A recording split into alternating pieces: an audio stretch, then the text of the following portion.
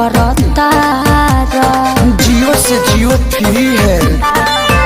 कहाँ हो संगतिया बाड़ा अब झूठो के फोन करता मिल खातिर जने मुँह तू फुलाव होते बिहाने ससुरा चले जाए। तू तो 10 बजे उठेला तोर बरतिया में आईम सबके नचाईम और सुन का तोरा भतरे के साथे साथे भोज हम खाईम हो तोरा भतरे के साथे साथे भोज हम खाईम। तू तो पान के शौकीन हवे। हाँ तू पान से कम बारू।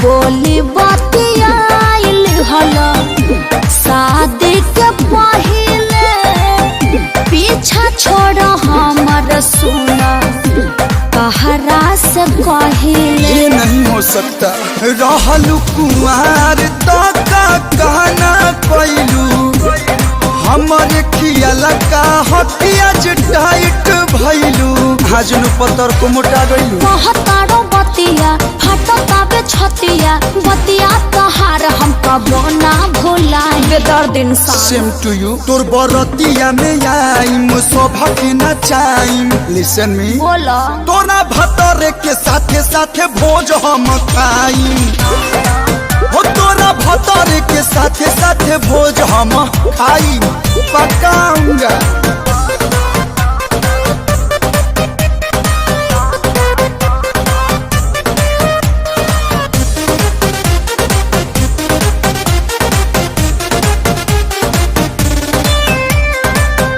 काहे जिद आइल बाड़ा बुझ मजबूरिया कि हमसे बनाब तू धीरे धीरे दूरी। आवतनी पुड़िया साइकिल पर चढ़ के हम आवतानी आ संघवे में कहलू जी के ले आवतानी।